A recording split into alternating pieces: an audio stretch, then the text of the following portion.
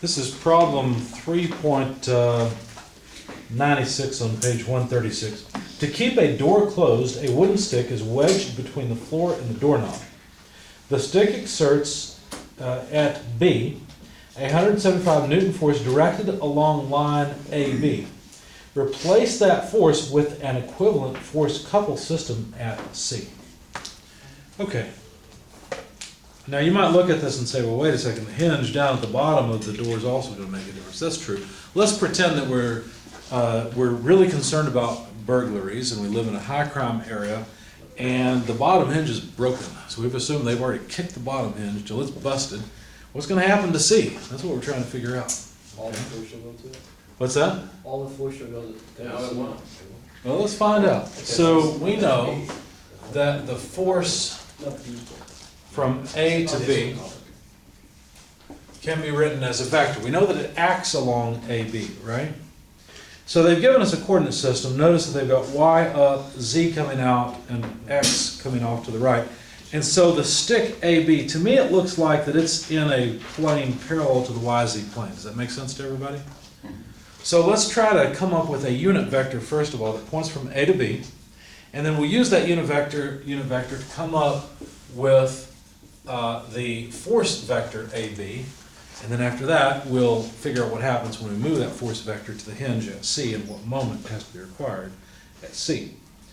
All right. Excuse me. So let's see.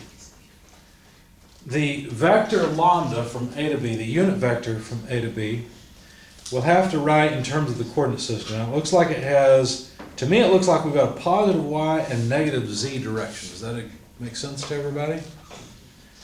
So how would I calculate it? Well, here's what I would do. I would note that AB has a height of 900, well, let's go for meters, 0.99 meters, and has a horizontal distance of 594, well, 0.594 meters, okay? I will need the length of the side, so do me a favor, please. Take 0.99, square it, and add to it 0.594 squared, and then take the square root. So we're just going to get the length of this side. Root 0.99 squared plus 0.594 squared.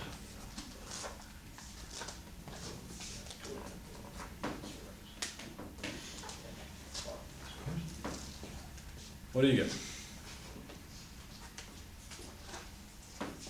1.154. Need any more? Or 5.5. That's fine. 5.5? That'll work.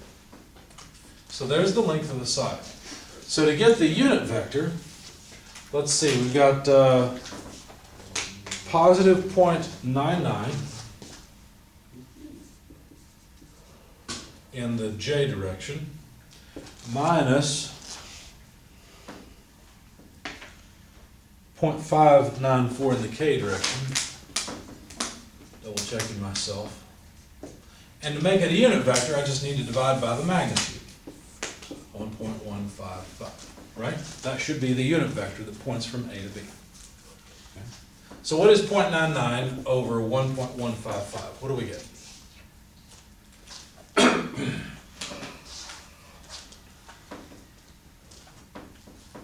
By the way, there's no x component to this vector. 0.639. 639, that seems small to me. I thought we'd have a larger number than that. Anybody else agree with that? 0.99 over 1.155. Oh, wait. Yeah, it's 0.857. That's what I expected, something I more forgot my like that. 1 to go 5. That's fine. What about 0.594 over 1.155? I think that's going to be 0.5 something. It's gonna be 0.514. 1/4. Thanks. No. Okay, so this is dimensionless because the numerator were meters and the denominator meters was meters as well. So there's our unit vector. So we know the magnitude of this force that was given. It's 175 Newton force. And we need to multiply it by the unit vector in the direction of AB. Let me ask you a question. How come I don't have an x-axis component or an y component? Isn't there a 100 millimeter dimension there? You don't have Did I make a mistake? one because the forces are only they're not acting in the x direction. That's right, they're not. In other words, A and B both have the same x direction component. You don't have to move along the I direction to get from A to B. So the force has no direction along the x-axis, right? All right. So we don't have an I component because the force simply doesn't have one. Its applied move off to the side of the origin of the coordinate system, right? But there's no, that 100 millimeter offset doesn't really mean much to us right now. Okay? What we would like to know is an equivalent force couple system at C. So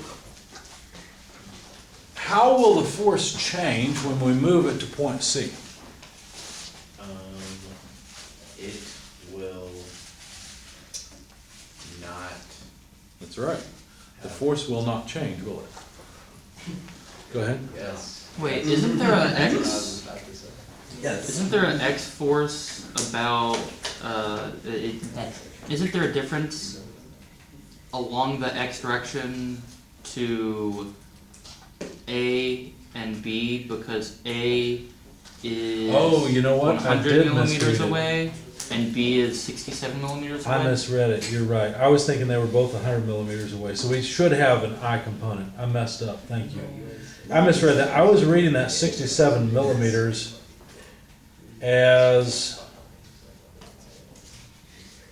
a distance to the door jamb, not back to the origin. But I think you're right. I think they mean that to go back to the origin. Thank you. You're right. So let me change this. So all this will have to change a little bit. So this magnitude will be wrong. And let's see, let me move this over at negative 0.594K. 0.99J. I want to make sure I have IJK in proper order, that's why I moved that. And at this point, you're probably saying IDK, right, for this class?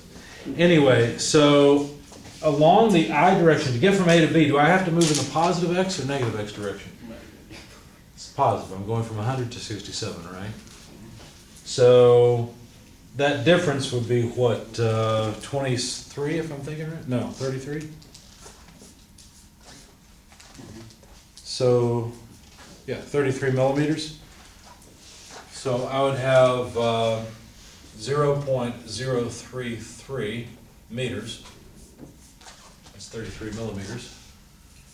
So now we need to divide by the magnitude. All right, so these numbers are wrong. Let's try again.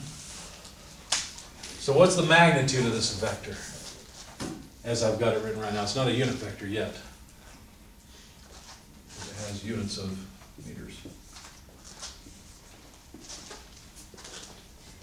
Seems strange, doesn't it, to say a unit, this is not yet a unit vector, but it has units? Well, what we mean by a unit vector is a vector that has one magnitude length. Can you explain again how you got the force in the I direction? Yes, notice that there's the point B is at 67 millimeters away from the origin along the x-axis in the negative direction. Do you see that? The origin with the O. Yes. That means origin. Whereas point A comes off of the origin by negative 100 millimeters. Yeah. So that's why I needed the difference between the two. I was thinking both points A and B had an x-coordinate of negative 100 millimeters, but that's not true. Wait, what you said? The first you said was B had a negative x component of 67. Yep. Oh, I see that. Yeah, because it's behind the origin. Okay. See, I was thinking that, and I should have realized it's coming off the y-axis. But for some reason, I was thinking that vertical line didn't pass through the origin, although it has to. I was thinking it went through the door frame. So why isn't the line from the doorknob to the side of the door the same as the wood to the side of the door? What is it adding on with the 100 millimeters? That's 100 down to point A on the floor. Yeah, I know, I'm saying like, Looks like it's showing the center line versus the edge. okay, so it's, the edge is like 33 millimeters. Center to Don't the edge. think, well, look at that vertical line where the 67 millimeter dimension line goes to. Look at that, that's the y-axis. That line passes through the origin. Yeah, You see that?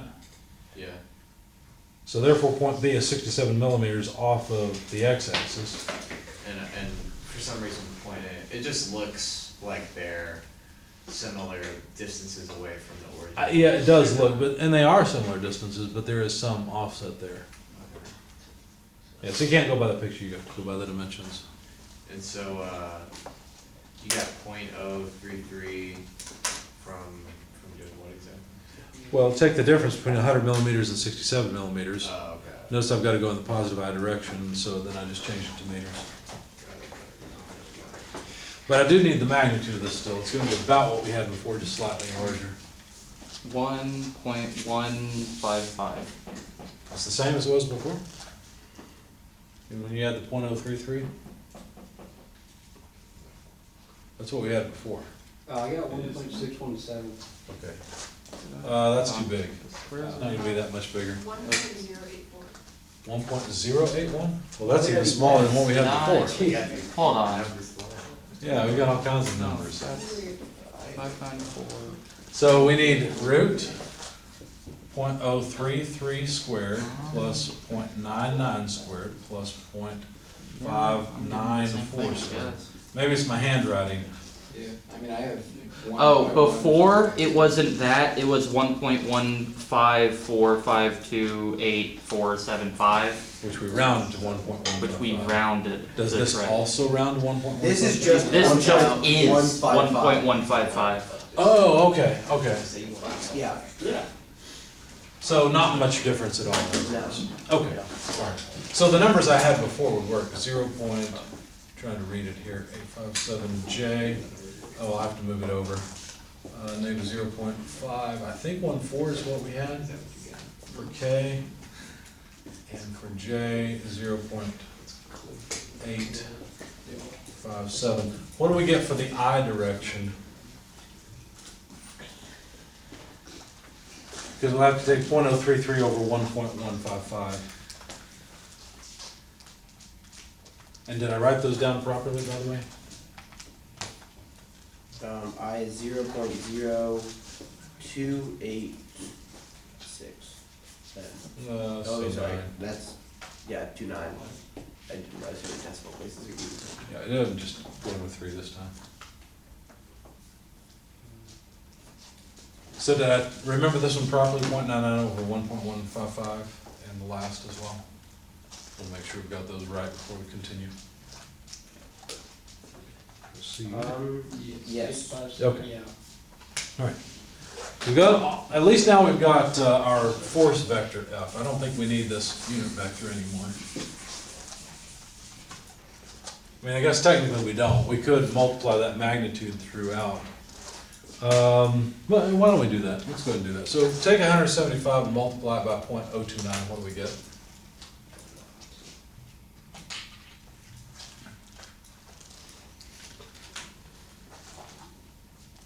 It's 5.075.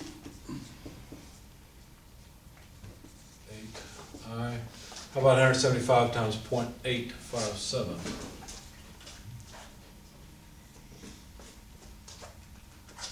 That would be 149.98. So would round to 150.0. Well, I used 2 decimal places. What was it, 1.9? Yeah. 0.98, so yeah. Okay, so we'll stick with that. J. And what about the K direction? Negative 89.95, I believe so. And now we have units of newtons for this vector. 89.95 you said? Okay. So now we've just got the force vector F, but the question is, what's an equivalent force coupled system at C? So we're going to move this force vector to point C. It'll be the same force vector. how do we get the moment then? What do we have to do that? Well, notice that we need a vector that points between the point of application B and point C. Let's go back into the text and look for the proper equations, so I don't make a mistake. Well, let's see.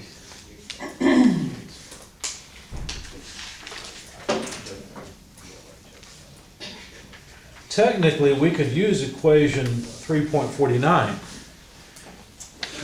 Equation 3.49 says this. It says that the moment at some other prime O, or other point O prime, is equal to the moment at O plus the vector S cross F, where F is the vector we're moving from point O to point O prime. Okay? However, if we consider point O to be point B, right, because I've got a force at point B, and I'm trying to move it to a new point, point C, then those are 2 points on the body. The moment at point B is nothing. So all I really need to do is have a vector S between the 2 points. Now, does it need to go from O to O prime, or from, because remember that's what this was point O and this was O prime, or from O prime to O? Well, if you look at the figure on page 124, you don't have to memorize these things, you can just look them up. Figure 3.35. The vector points from the new point to the old point.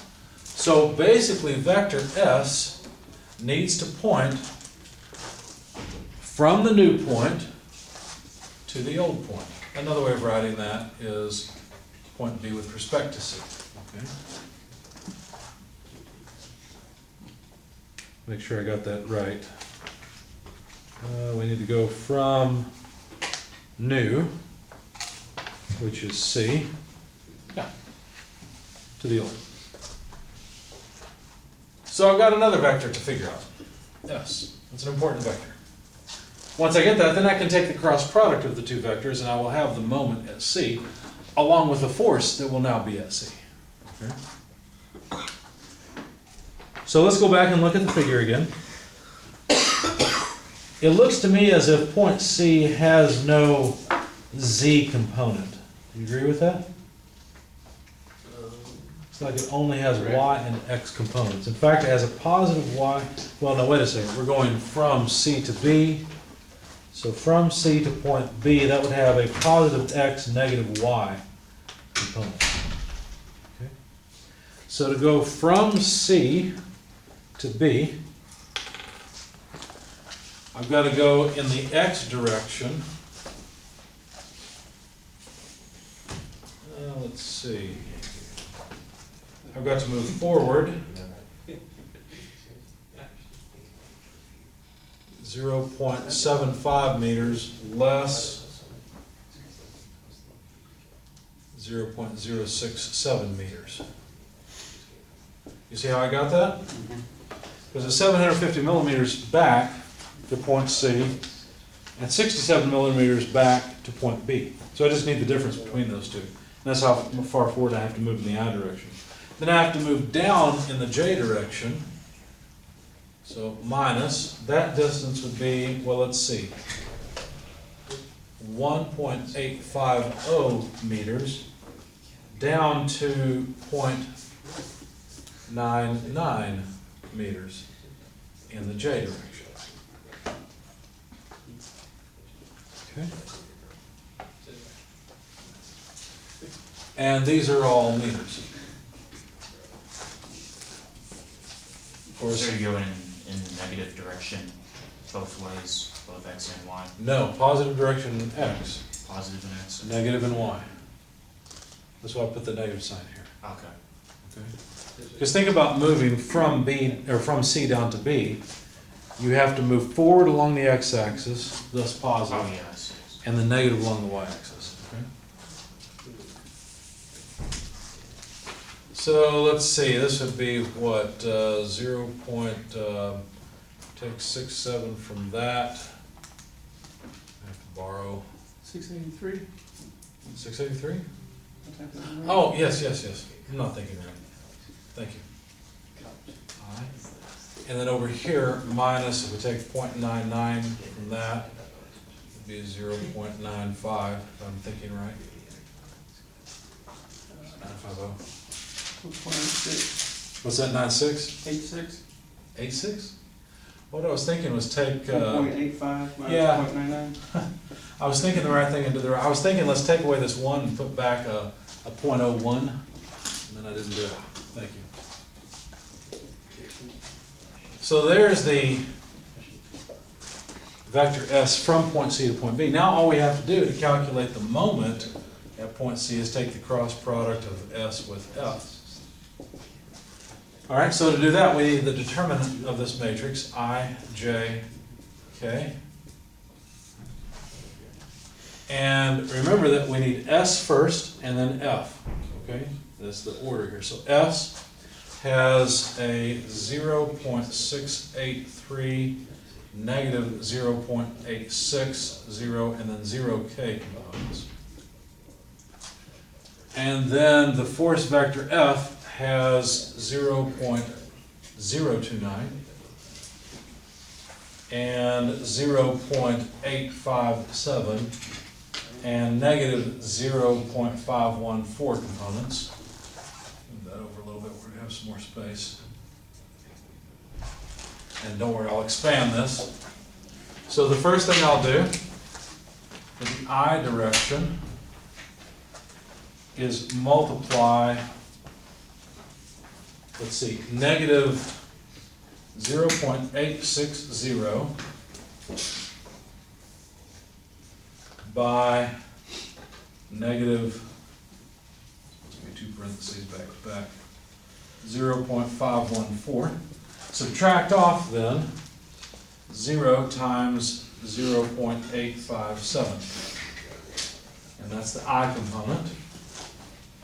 Of course, this piece we don't have to compute because it's multiplied by 0. And then we need the J component.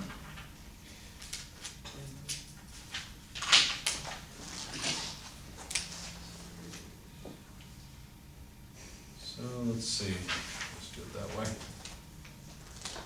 So now I need to say minus 0.683 multiplied by negative 0.514. And then minus 0 times, there's the K component, 0.029. Okay, and that's the J component. Plus, this blue line I put through everything. And I guess let's go to that again. 0.683 multiplied by 0.857 minus 0.029 multiplied by, let's see, negative 0.860, and that's in the K direction. Okay? So that should give me the cross product, which will give me the moment at point C, and then I can just write that the force at point C is equal to the force at AB. And by moving the force from AB to C, I'll add this moment in at C, and that will give me an equivalent force coupled system. So, what I need you to do is take 0.86 times 0.54, or 0.514, pardon me. What do we get for the I component? So let me do this. FC then is 5.08 I plus 149.98. J, just copying FAB minus 89.95 K. And those are all newtons. And then the moment at C, we'll calculate. So what is 0.86 times 0.514? What do you get? 0.442. 442, and that's in the I direction. Then we will need, notice there's a 0 here, so that term will go away. we'll need 0.86, or 0.683 times 0.514. Notice we'll have two negative signs, so they will cancel, and the J component will also be positive. So 0.683 times 0.514 is what? 0.351. Okay. 0.351, and so then here's the hard one. We need to multiply 0.683 times 0.857, and because negative times negative is positive, we'll have to add to that 0.029 times 0.86.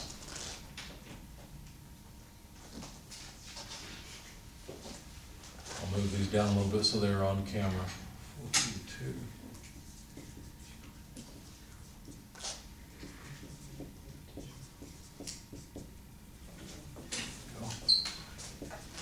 So this will also be a positive component.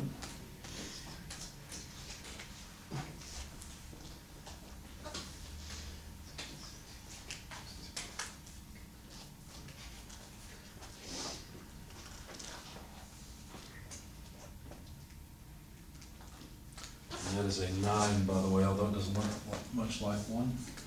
And that's a 0. 0.610. 0.610 is the result you got? Yeah, yes. Okay. Now let's figure out the units for this couple. The units of the position vector, or the difference between the position, was meters. The force was newtons. So these are simply Newton meters, aren't they?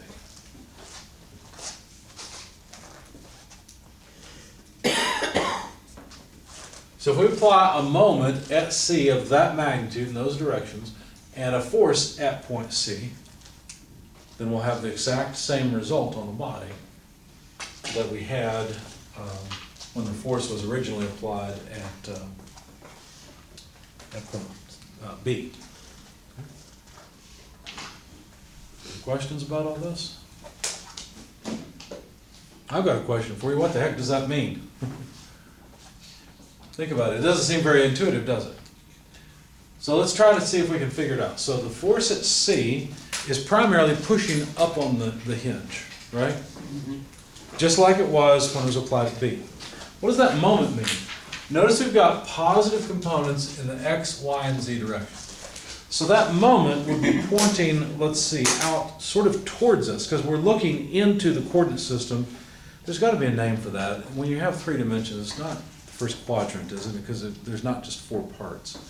In a regular XYZ, you got the first, second, third, fourth quadrant. I don't know if there are names in a 3-dimensional, maybe there are 8 sectors or something. It wouldn't be a sector, I don't know what it would be. But anyway, it's all positive, it's all coming out towards us. So let's see. So what we're claiming is that the effect of the force on that body about point C is equivalent to a moment that has positive X, Y, and Z components. Now your intuition is probably looking at this and saying, well, wait a second, force F looks like it's going to tend to cause a moment, let's see, to sort of bust the door out. Does that make sense? It's going to make the door try to open the wrong way with the hinges, okay? Because there's a component of the force that's in the negative Z direction. So it seems like that moment should be about the y-axis. Well, it is. Use your right hand and imagine wrapping your right hand around the y-axis and twist in the direction of your thumb, right? Well, that makes sense. That would rotate the door against the hinges the way it's not naturally supposed to open, right? That makes sense. Okay. What about along the, so that takes care of the j-axis. We're okay there. How about the I-axis? So in other words, the x-axis. Well, what we're claiming is that the force is going to cause, now take your right hand, point your thumb in the direction of the x-axis.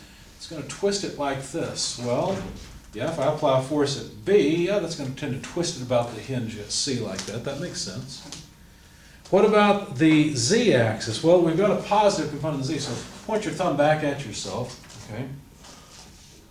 And how is it that that force from A to B causes a moment, well, let's see, about the z-axis. Here's the key to understanding this.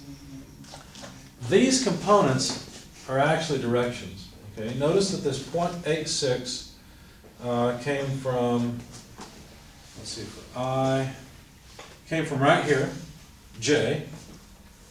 So that's a Y direction position, because remember this is S, this is F. Whereas this is a Z direction force. Whereas this was a Z direction position and a Y direction force. So anytime we're dealing with something that ends up being a moment about an x-axis or in the I direction, it's going to be x, y, y, x. Does that make sense? That's the only thing that can cause a moment in the I direction. So if we're looking at the Z direction out at us, what is it that can cause a moment about the z-axis?